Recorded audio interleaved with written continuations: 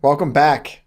The second time we're meeting, this is Dave Manheim from the Dopey Podcast. How's it going, Dave? It's going great. Thank you so much for having me. Yeah, absolutely, man. And, I've been following along with the show and all your success surrounding the show. And when I said that to you, we were texting a couple weeks ago, and I was like, oh, wow, you've like really blown up. Everything's going great. And you said, perception is everything. You know? I think so. I don't know, man. Everything seems to be going great. What, with the foundation and the events, and didn't you MC Trey's? I did. Tell me about that. How was that? I did it 3 years in a row. Yeah. It's called Music on the Mountain, and it's for Divided Sky Foundation, right? And the Phoenix, and the Phoenix is like a nonprofit that helps people in recovery. Is that how you got in there, through the Phoenix? I got in there. I have a friend named Bill Taylor who, it's funny when you make a friend later in your life. You know what I mean? Dude, as adults, right? Making friends is like... It's very unexpected. Yeah. And I met Bill, and me and him became friends. He runs, Trombone Shorty. Trombone Shorty's a trombone player from New Orleans and funk jazz guy. Okay. He runs a nonprofit for him. Bill worked at the Phoenix.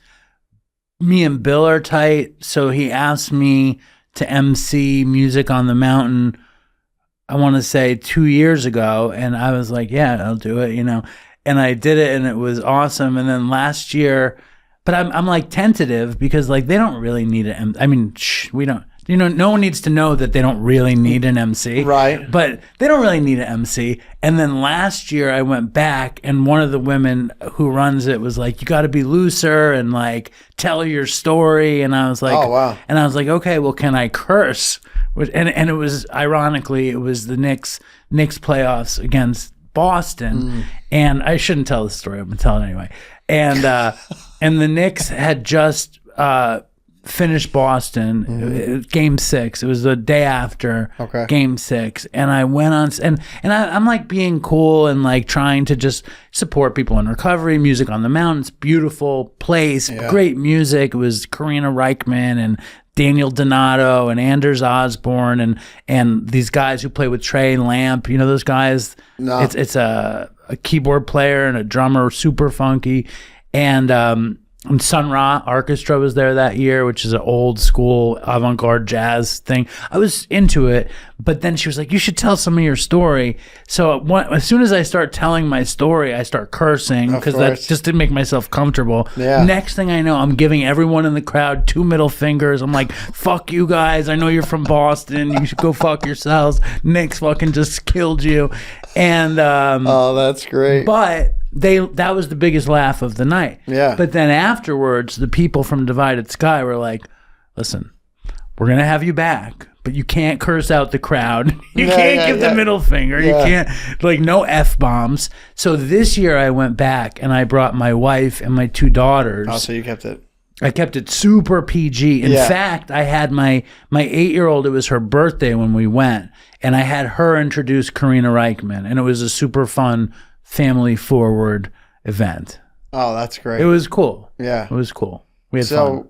So tell me a little bit about now. Does your foundation do anything with Divided Sky? Not yet. Not yet. Our foundation is fairly limited still. Okay, tell us a little about that. We started the foundation years ago, basically because people kept telling me that the podcast helped so many people.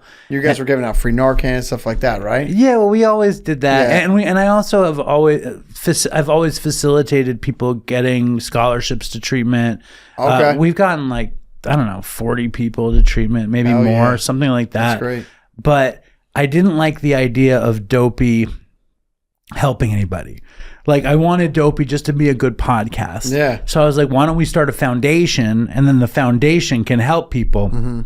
But then I made the bad decision of making my father the chairman of the board of the foundation, and my dad won't let me do anything. He thinks I'm going to get arrested for taking money from the nonprofit. He's sure that that's what I'm going to do. Right. So we've accomplished all we've done so far. I mean, Dopey, because we have all these relationships with treatments, we've gotten a lot of people into treatment.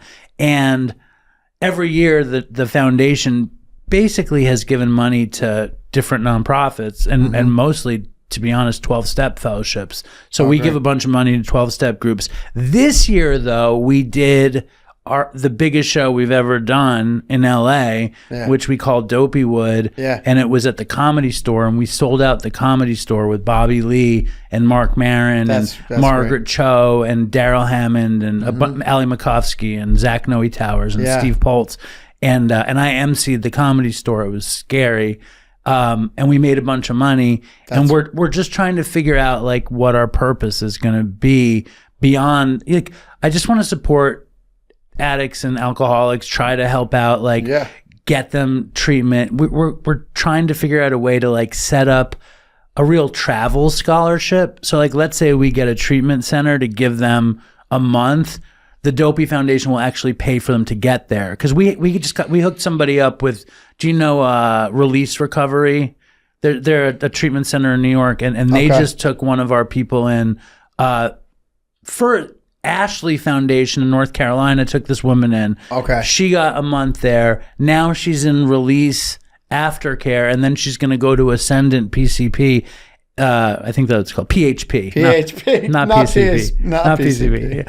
And but it's like, so we do what we can to help whoever we can, and hopefully we'll get smarter with how to actually operate a foundation. That's great. It's fun though. It's cool. No, it's really cool because there are so many, so much red tape, like still getting into treatment, and then a lot of the time people don't have like the identification to travel. So like you being able to set that up for them, like like if somebody has a bed up in New York and they're in North Carolina, they're like, well, shit, how do I get there? So this woman, well, what happened with this woman, she was in Texas spiraling out. We got her hooked up, and it wasn't really us. It was more Release Foundation. I hooked her up with Release Foundation. Yeah. Release Foundation got her a bed at Ashley, and Dopey Nation themselves gave her the money to travel. That's sick. And it wasn't me, and it wasn't and it should have been the foundation, but I'm not even sure what to do half the time. Yeah. They just stepped up and did it. But your community does, which is great, man. That's the beautiful thing about, like, the podcast is like one thing, man, but the community that you've built around that is everything, I can't even take credit for the community at all. It just, the community. If you build it, they will come, right? I don't know. It's a fortunate, it's a beautiful situation, and I'm very grateful that they do the right thing when I'm not necessarily capable of doing the right thing. Right. So all credit to Dopey Nation for that one. That's cool. It is cool. Because, like, I get so bogged down in work and this and that. Yeah. And they're like, oh, she needs money to travel. And I was like, well, figure it out. I should have just taken it out of the foundation. But my dad is so tight with the fucking money, I didn't know what to do. Yeah. Are you still balancing Katz's? And you are. I am. Okay. So what are you doing over there still?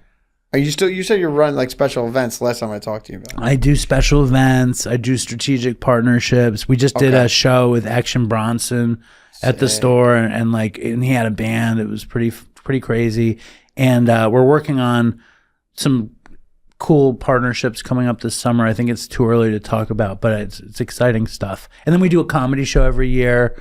We do some cool stuff. Oh, that's cool. And I do their social media. Nice. Are they supportive of the podcast too? Loosely. Right. The owner of Katz's came on Dopey years ago. Oh, really? And it was great. It was great. Is he a recovered person? No.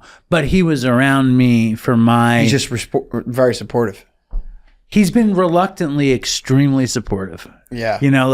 He never intended... I think he's very smart, and he's a good guy, and he basically gave me enough rope to either hang myself or like build a swing, and I figured out not to die, and it's worked out, That's beautiful. Every Katz's video, or I would say most of the Katz's videos, I make, my friend Ivan makes the other ones, but I'm basically making these ridiculous videos of people making pastrami sandwiches. Nice. So the Comedy Store, that was a huge hit, and now you're doing the short film. Are you gonna come? Festival. I would like to come. Well, you're on When the is it? list if you want to come. All right. It's I don't know when Where this is it? It's on 23rd Street between 8th and 9th Avenue at the right. School of Visual Arts movie theater. Okay. Very cool. And how can people submit? It's too late for that, but maybe Okay. for next year. That's crazy. For next year. Who are the people that were on there that were like, oh yeah, this makes it? Me. You watched all of them? I mean, it's not. I don't think it was that many films. I actually Okay. sent them to like a little circle of people to help me figure out who we should use or what we should do. We picked 5 short movies. That's great. All under 15 minutes, and the idea is to create like a different kind of world of expression for people in early recovery. Like make a movie, like make it about whatever you want. Like one of the movies, a kid. I don't think the kid is in recovery. He's in high school, the filmmaker, and the movie is about 2 meth addicts getting a homeless guy to cop meth for them because they're too scared. And the homeless guy is played by Andy Dick. And it's a crazy movie, but I like it. Oh, that's real cool. Yeah. You just interviewed Andy Dick, huh? I interviewed him twice. I interviewed him once for Dopey and one for Rolling Stone. Yeah. And how was that? He fat shamed me most of the first interview, and the second interview he didn't fat shame me as much. But I wasn't. The first interview we did in L.A. around the Dopeywood time, and the second interview we did remotely, so he couldn't see how fat I might have been at the time. But he's been like he has like such a crazy ride with recovery. Mm-hmm. Has it humbled him at all? I'd say yes. Yeah.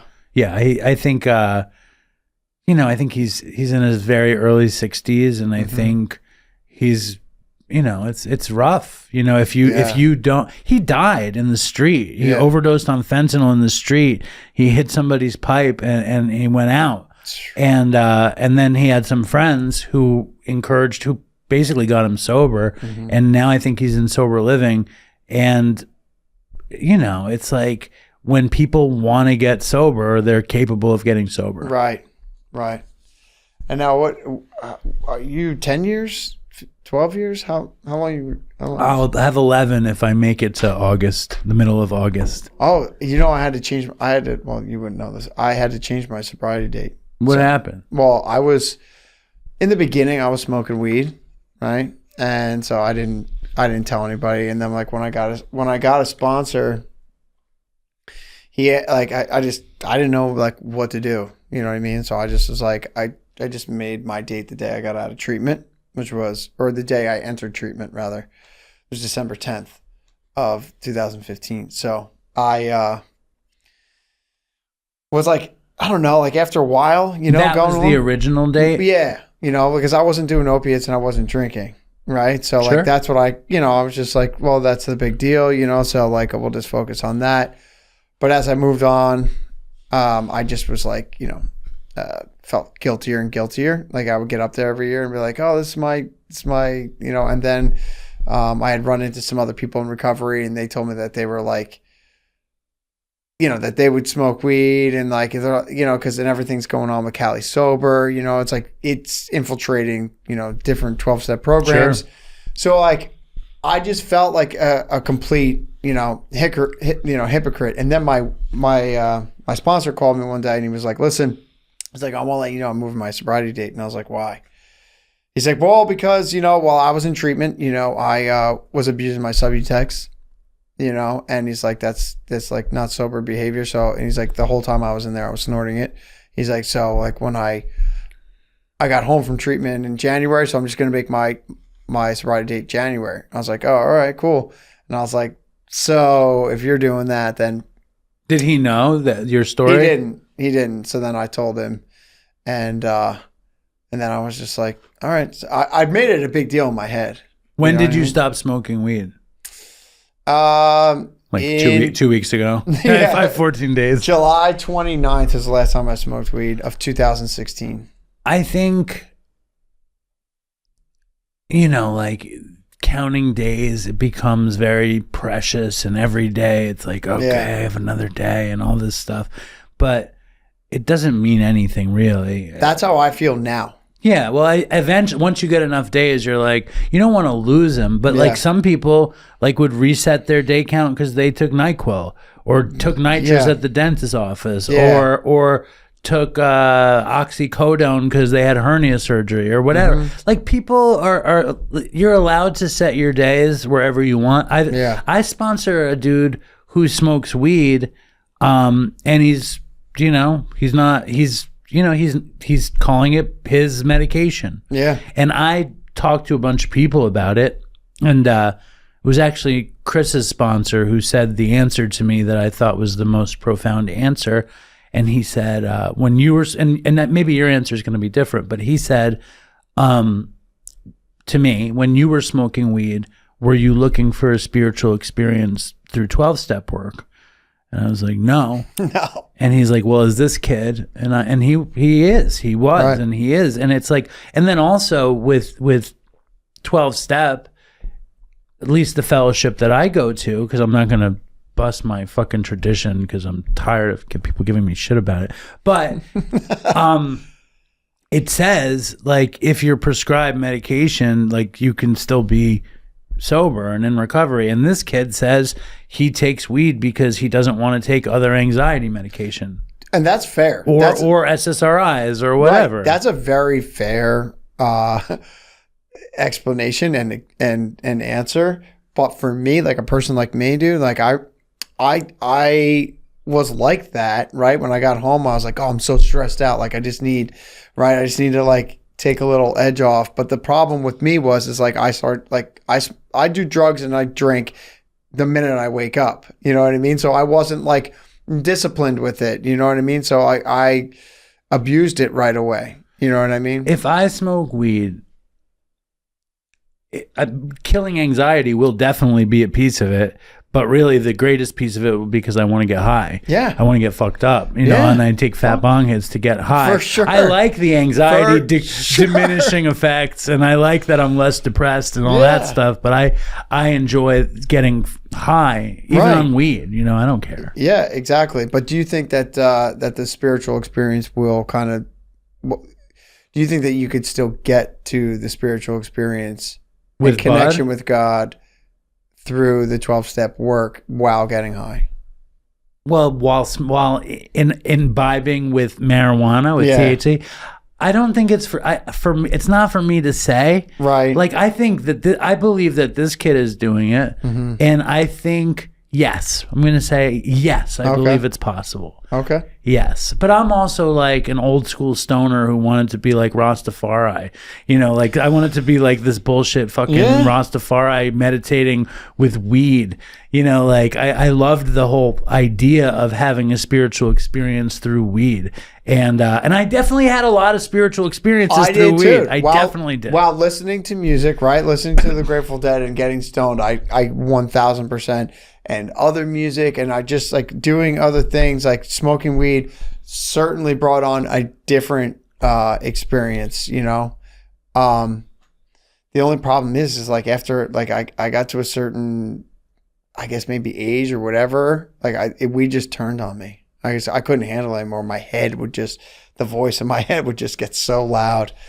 I just was like... But that's a great reason not to smoke. Yeah. For me... I can't handle it anymore. Weed never turned on me. Never? Never. Wow. Never. Even when you were doing dope, when I would get high on dope and then I would smoke weed, all the voices in my head would be like, dude, you're such a fucking piece of shit. Like my car just got repossessed. You know what I mean? It didn't fucking calm me down. It just like intensified the voice in my head that I've been trying to like shut down by using dope. You know what I mean? It's like that. Definitely. But I think for me, when I was using opiates, I was also using a lot of benzos. I was also smoking a lot of bud. I pretty much fried all of my perception.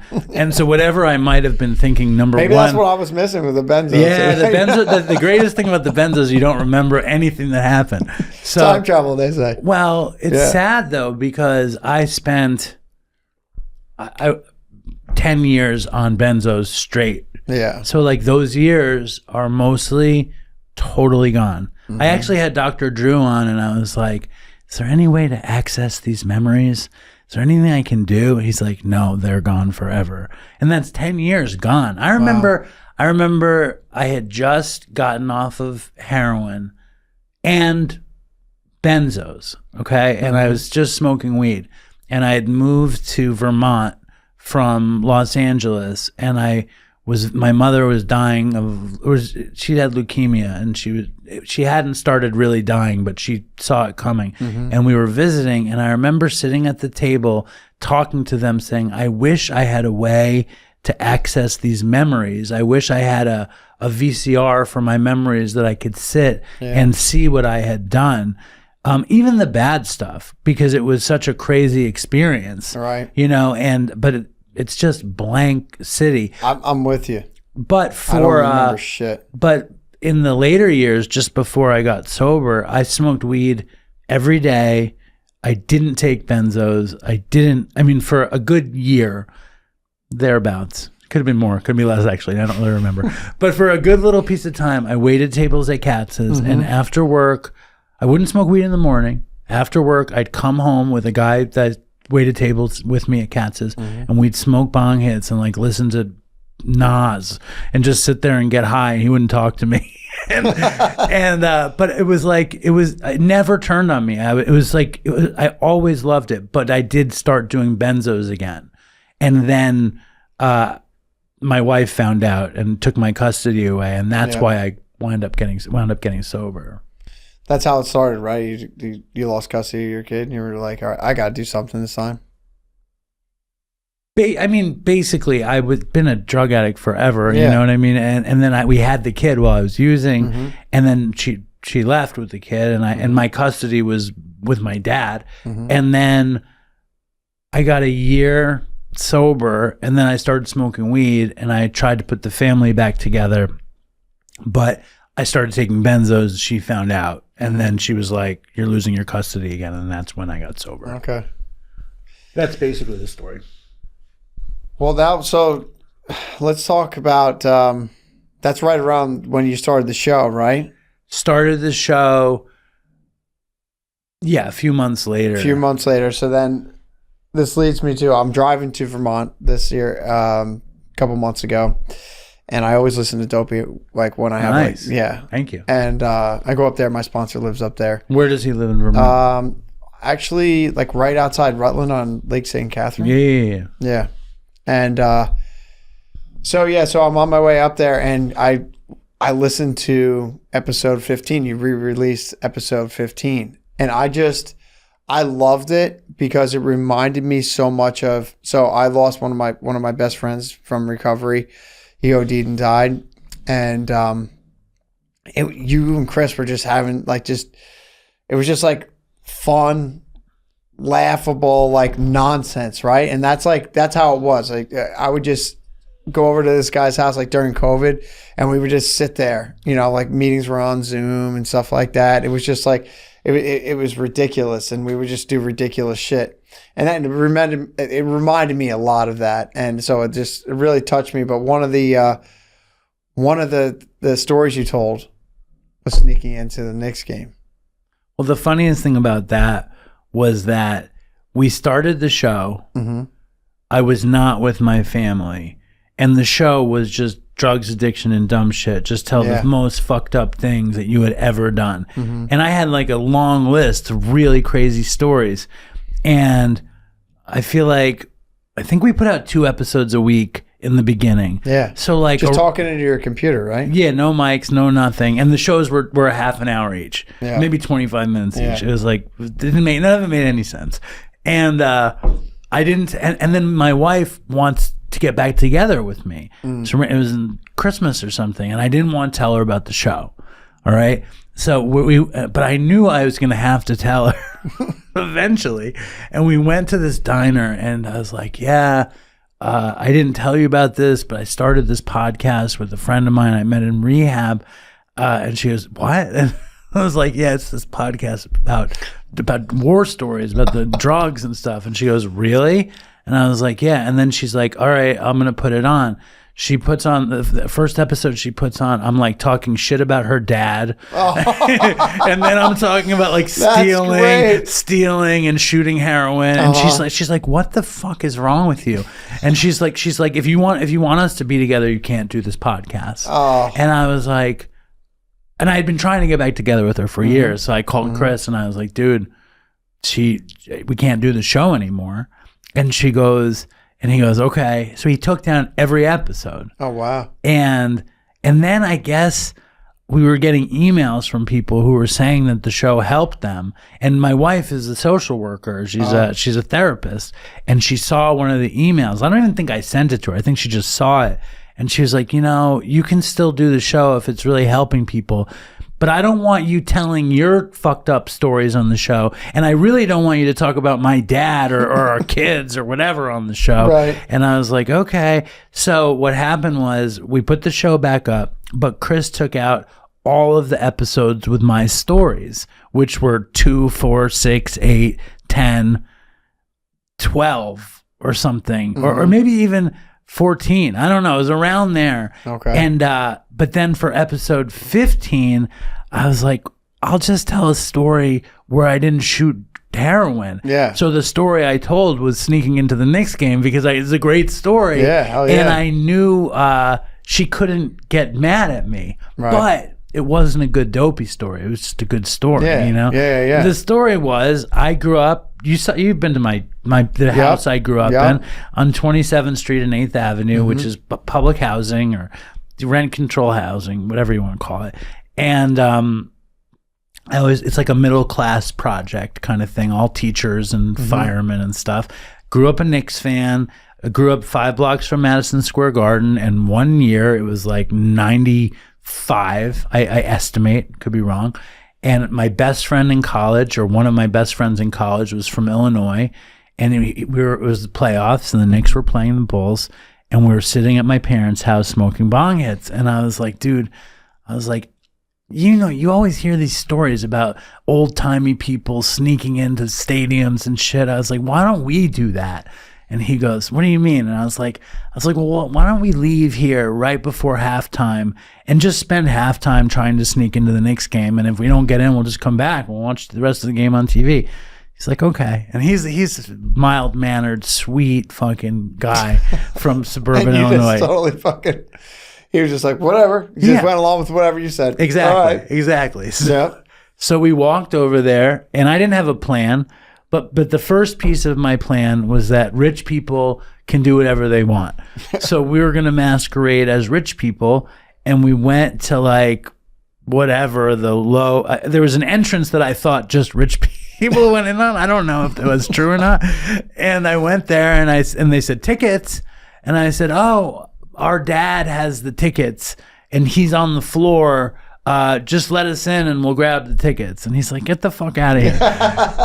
So we left and he's like, well, what do we do now? And I was like, I don't know. And then I see a trailer from NBC Sports and I was like, because I had been an intern at MTV when I was in high school, and I was like, we'll just say we're interns and they'll give us a credential and they'll just let us in for free. So we go to the trailer and I said, oh, we're late. We're interns and we're supposed to be inside. Can you give us a credential? And he goes, well, who do you work for? And I was like, and the only person I knew at NBC Sports was the head of NBC Sports. And I didn't know him. I just know his name. And his name was Dick Ebersol, who's like went on to be some very important media person or something. And he was like, get the fuck out of here. You don't know Dick Ebersol. And we leave, and my friend's name was Dave, and I was like, I don't know. And basically, like, if you look at Madison Square Garden, it's a circle, and the first spot was here, the second spot was here, my dad lives over here, so I figured we'd go around the bend, and if by the time we got to the southern end of the garden, we couldn't get in, we go home. And on that end of the garden, there was nothing. It was just an entrance to Penn Station, and I was like, fuck, I think we should just go back so we can at least watch the rest of the game. And I look up again, and there are these doors at the back of, I thought it was Madison Square Garden, storm doors where like you leave and then the door closes and there's no handle on the door. And I see one of them is open like this. And I went, Dave, come here. And we ran over there, and I bend down low, and I grabbed the bottom of the door, and I pulled it open, and I was like, holy shit. And I was like, let's go. And he was like, okay. And the two of us ran inside, and it turned out we weren't in Madison Square Garden. We were in the Paramount Theater. Oh. And that day at the Paramount Theater was West Indian Calypso Day, and it was all these black people dressed to the nines, fucking steel drums are playing, and I'm like, what the fuck? What are we doing? Great. And he's like, this is not the Knicks game. And I was like, no, but we're someplace we're not supposed to be, and we didn't pay to get here, which means we're totally on our way. And he was like, okay. He's like, what do we do now? And I was basically raised at the altar of like Ferris Bueller or something, where like, how do you pull shit off? Hell yeah. You know? Right. And I don't know. I just said there's one person in here who's going to help us. And he goes, well, who is that? And I was like, there's going to be some fucking greasy idiot stoner kid. Yeah. And we're going to tell them that what we're doing. Yeah. He's going to let us be like, all right, I don't give a shit. Right? Exactly. Yeah. So we go up to the snack bar, and there's some fucking greasy idiot stoner kid. And I'm like, dude, we snuck in here. And he's like, oh, that's crazy, man. and I was like, but we're trying to get to the Knicks game. Can you get us into the Garden? And he's like, yeah. And he's like, come with me. And so we go behind the counter. It's so crazy, right? Mm-hmm. We go behind the counter at the Paramount, and he takes us through the kitchen. It's like the Copacabana in Goodfellas or something. All the guys are running around with food, and we walk through, and then we're in like the other side of that kitchen, which was a concession in Madison Square Garden. Right. And I was like, okay, well, we're somewhere else we're not supposed to be. And we get to the escalators in the Garden. We get to the escalators. So we go up one floor. There's an usher there. And I'm like, uh-oh. And I go up to the usher, and he goes, tickets. And I'm like, oh, my dad has the tickets. It's like the first fucking scam again. Yeah. My dad has the tickets, but he's on the floor. And every usher at Madison Square Garden is like 70 years old, white hair, the most Irish person in the world. Right. And he goes, nah. And I went, I was like, huh? He goes, I saw your father. He's on the 8th floor. Oh, and I was like, okay. And my friend's like, huh? My friend's like, huh? And he didn't get it. He didn't get it. Yeah. So we went up to the 8th floor. There was no usher there. We just walked past the thing, and we went and we sat and we watched the second half of the Knicks game. Solid. It was amazing, except that the Bulls won. Yeah. And he was from Illinois, so he was just like, oh, he was fucking. He had a good time. Yeah, it worked out. But it was my favorite. And now that seat costs what to get in tonight? I found out that for season ticket holders, if you are near the floor, a season ticket holder pays $2,200 a ticket. That's what I found out today. And what's a season ticket holder go for?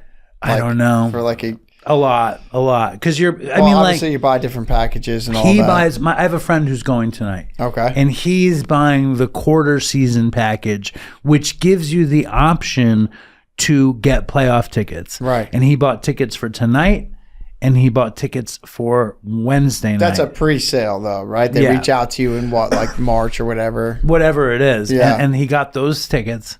And he told me that if at that moment they were 22 when he bought them in March. No, they get them for it's the. It's all okay. It's the Madison Square Garden price. So that's the price they give it to him. But he said he could have sold the 4 tickets for the 2 games and gotten $70,000, and he didn't do it. Good for him, dude.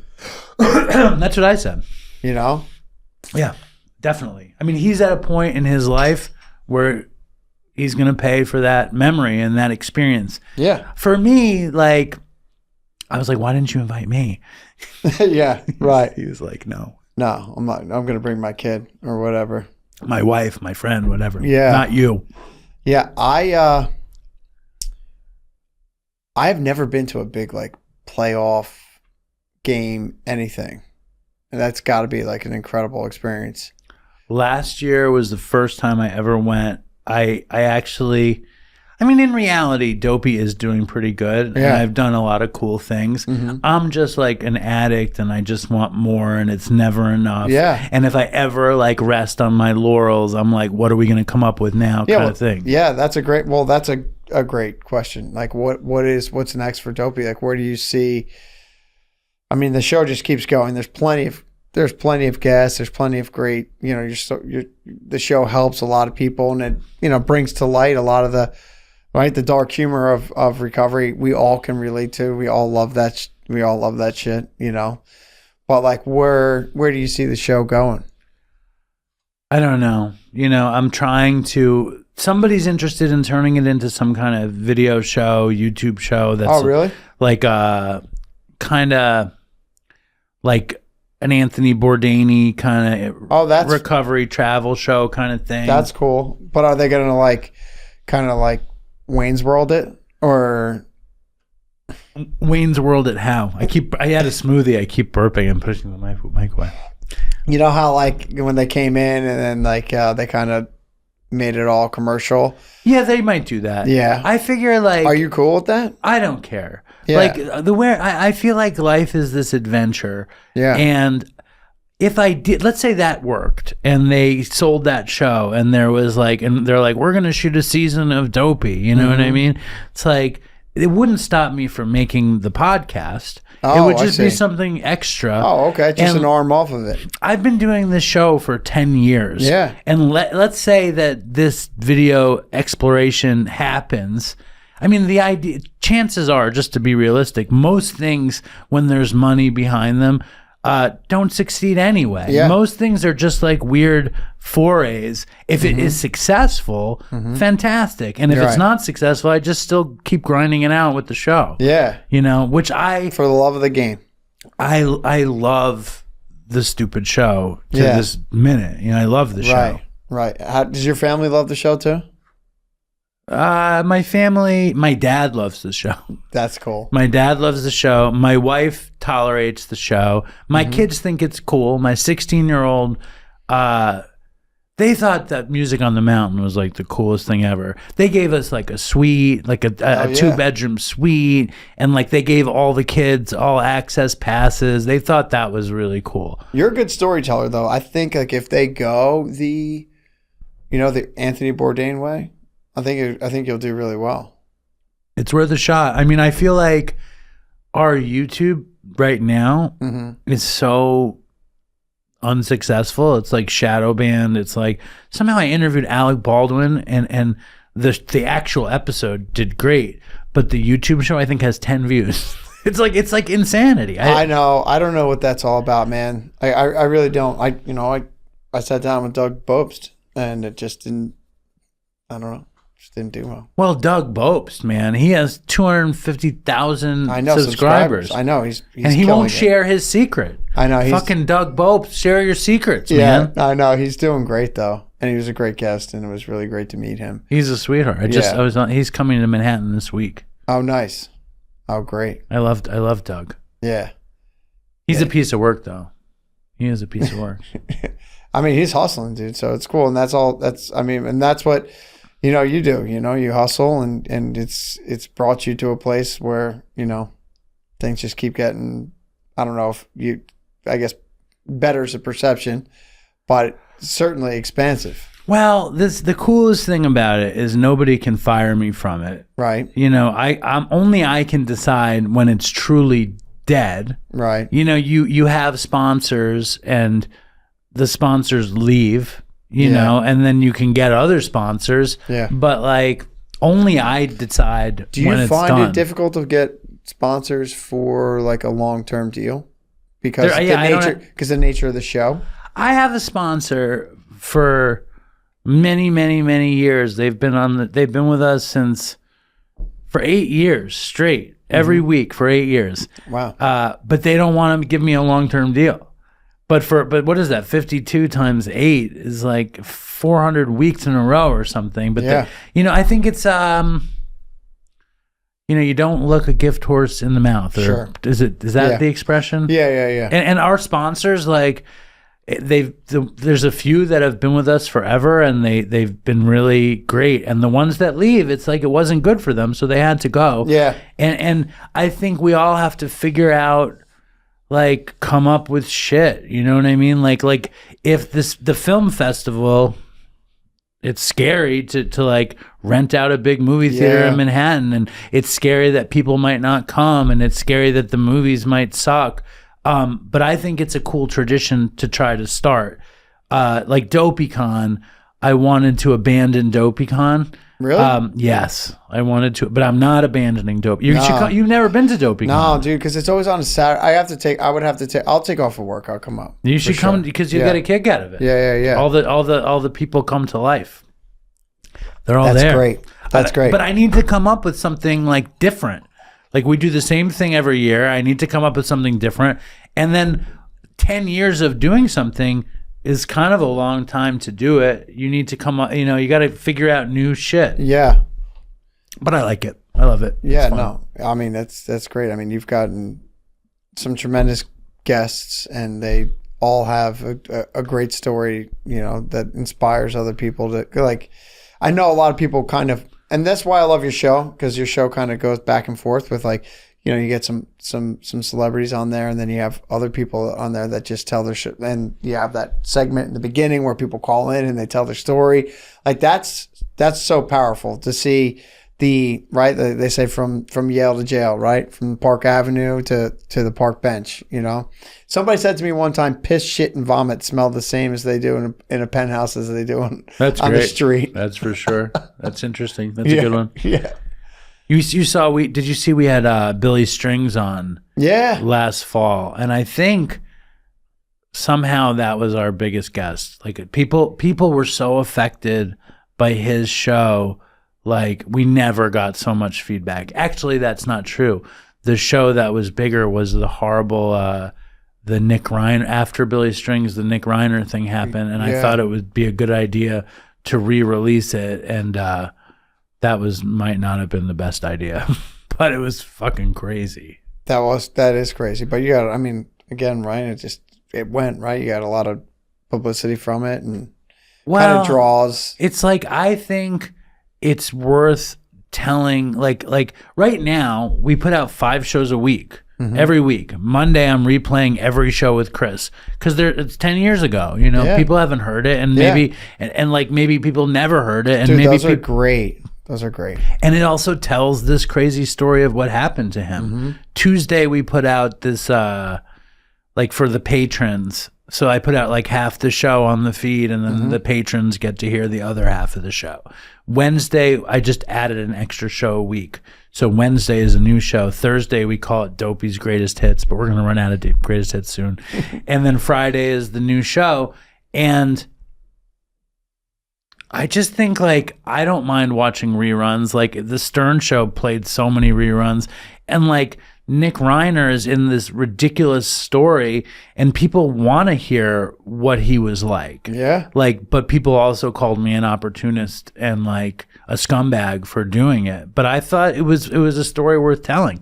Like, if we were Rolling Stone would have re-released those things. Absolutely. And I wouldn't say opportunist. I mean, like, this is a very relevant piece of content that you have, right? And it's important to, like, for anybody that's out there, like, that's trying to do something like this in the media, like, make content or, do a podcast, like,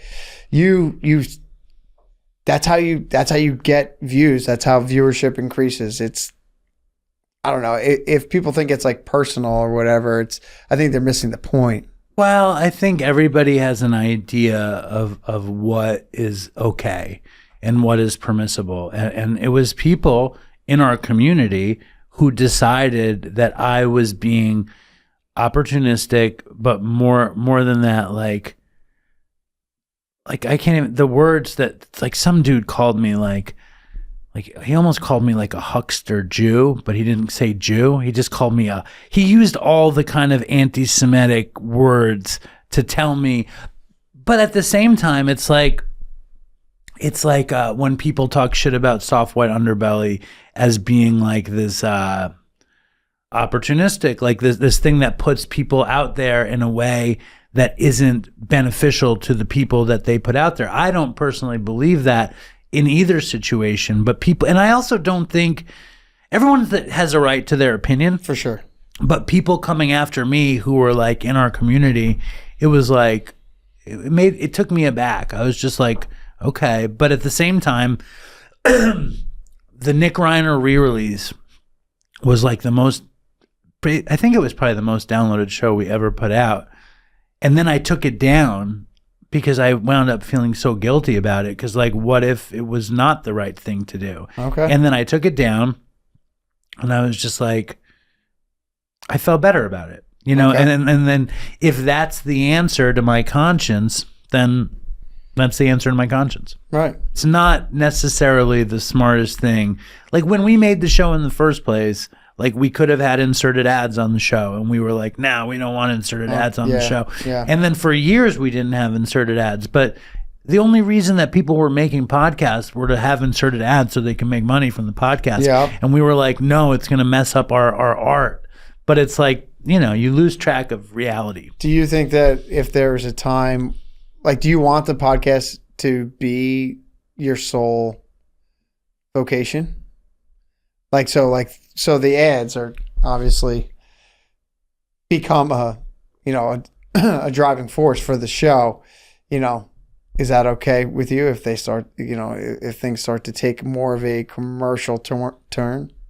Well, again, it's totally up to me, whatever turn it takes. But I've been trying to make as much money as I can from it for the past few years. Mm-hmm. I for years, I would say to people, I cannot wait to leave Katz's so I can go back and like be happy to see the guys that work there. Mm-hmm.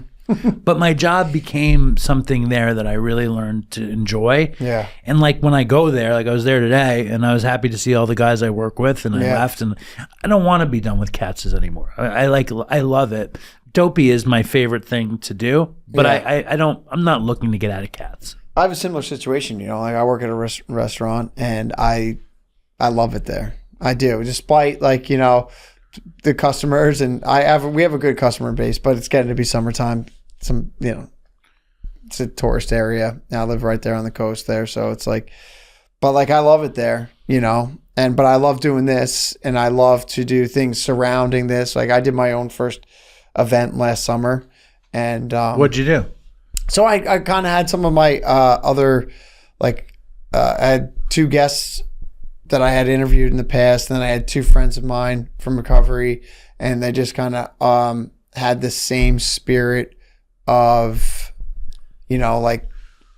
overcoming adversity, whether, it was two different stories, but they all kind of entrepreneurial, both of them, and like how, difficult and how grateful they are for all the challenges and things like that. It was pretty cool. But if it was more about me, I'm sure that you felt the same way the first time you did DopeyCon, where you just needed to do it, right? It didn't have to be perfect. Of course I wanted it to be good, but I also just needed to do it, to say that okay, I can actually do this.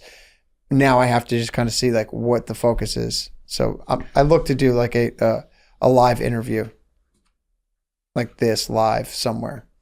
That could be cool. I'm thinking about trying that too. I think it would be cool, man. If you got say you could get Bobby Lee to come and do that. I think a lot of people would show up for that. The only person that wouldn't show up for that is Bobby Lee. Really? No, I mean, I don't think Bobby Lee is interested in doing that. Right. But maybe Bobby, if you're watching, let's fucking give me a call and we'll do the live interview. No, I mean, there's a bunch of people that you could do a live interview with. Yeah. But there's a lot of, because with DopeyCon, for our first DopeyCon, it was the year after Chris died. Mm-hmm. It was so emotional. It was crazy. We hadn't met any of the fans ever. And a woman came in from England. People came from Australia. People came from Pacific Northwest. It was crazy. That's so cool. It was the coolest. First DopeyCon was so emotional. Mm-hmm. And then since then, I've tried to make them fun and weird and entertaining, and still kind of keep some emotion in it. Mm-hmm. I want to do a live interview, but I'm worried if the interview isn't great, like not every podcast you do is going to be good. Oh, no. And then if you do an interview with somebody you've interviewed before, it can be stale. I did one like that with Hank Azaria, and it was great because he's so fucking great. Yeah. But it's not always great. Yeah. Since we sat down, you didn't. I've coughed my guts out. I've burped 3 times. No, but you were in. You had a cover. They covered you in Spin magazine, and then you did something in Rolling Stone not too long ago. I was featured in Rolling Stone, and then I wrote 3 articles for Rolling Stone. Yeah, which is incredible because I know that to go back, you did something. You had your own show on MTV years ago. Not quite, but almost. Almost, right? Yeah. So like this is kind of like now you wrote something for Rolling Stone. Do you think, as we kind of wrap this up, do you think that is like one of the most unbelievable things that you could have told yourself while you were sitting in rehab? That's a good question. I'm kind of like that kind of straight up drug addict who's the piece of shit in the center of the universe. Like when we started doing Dopey, it was just as obvious that no one would listen to it as it was going to be the biggest podcast that ever was. So I think I would have been like, yeah, I could see me doing that kind of thing. At the same time, I'm super grateful and like humbled. Mm-hmm. And like to be in a situation like where I have the opportunity to write for Rolling Stone is the coolest thing in the world. Yeah. And I don't even know how it happened. It happened that I think the editor-in-chief of Rolling Stone saw something about Dopey and she decided she liked the show. And she asked me if I would be interviewed by her. It was the coolest thing ever. Yeah, that is cool. Now, do you still like keep in touch with them? I do. I just, I wrote a piece about Nick Reiner for them. Mm-hmm. And then I actually did a piece about yellow balloon groups. And those are like from the Wharf Rats or Fellowship and all that. Uh-huh. And I wrote a pretty comprehensive piece about yellow balloon groups for them, which was cool. And then I just did the interview with Andy Dick for them. So I'm trying to figure out what the next piece for them is. Yeah, I talked to her. She took me to a party with Gary Delabate from the Howard Stern show. Awesome. Wow, no kidding. Yeah, it was cool. She'll be at the film festival. That's cool. That's incredible, man. Like, see, like that's what I talk about. Like, you have no idea about where just begin, right? You just started doing the Dopey podcast. It was close to you. It resembled something from your former self, right? Like that you loved. There's a core about you that you love to create something in the media. Ever since you were a little kid, you just were like, all right, I'll start here. But since then, all of these incredibly beautiful things have come in just from you doing, right? And that's the overall nature of what I always want to come across is like how important it is just to begin. Like just do something, and be open to where it goes. Don't be shut off. Don't be just like, one lane, be like, if you love something, like let it grow, Absolutely. And I think the thing for me is like, it's like recovery. It's like, if you give up, you'll give up. But if you don't give up, you don't know what's going to happen. Right. If you keep trying to get somewhere, you might actually get there. If you don't try to get there, you definitely won't. Yeah, exactly. So it's like, it's that whatever that saying is like you if you don't start, you never know where it goes, or if you don't ask, you don't get. And like there's a million different ways to say it, but the important part of just is just like just go to that meeting, call that person, do whatever you got to do just to begin, but definitely begin. I totally agree. My 16-year-old like had an assignment for her English teacher to interview somebody, and she interviewed me, and she asked me like what the most important thing I ever learned was, and I had made sure not to learn it like my whole life, which is what everyone tells you. Like the more you put into something, the more you're going to get out of it. But as a drug addict and a manipulator, and as a Ferris Bueller devotee. I wanted to do as little as I could and get the most as you could. Get the most out of it. And then and I thought people who tried were suckers. And now I know with recovery or podcasting or restaurant work, I learned it waiting tables. The harder you work, the more money you make. Yep. And then it's just true with everything. The harder I work at recovery, the more sober I am, the more freedom I have. The harder I work at the podcast, the better Dopey is. So I love that. Yeah. What does it say? The one, how you do one thing is how you do everything. I'm just such a mess. So that slogan always fucks with me. Yeah. Well, that's true. I guess you could manipulate that into anything. I just I like to carpet bomb, like go bananas.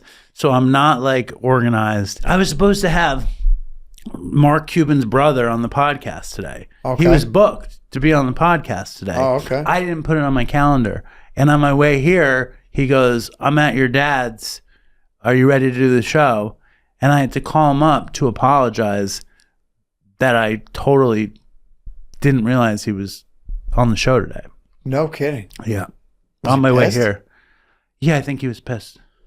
So he's like, I'm not doing the show? I begged for his forgiveness.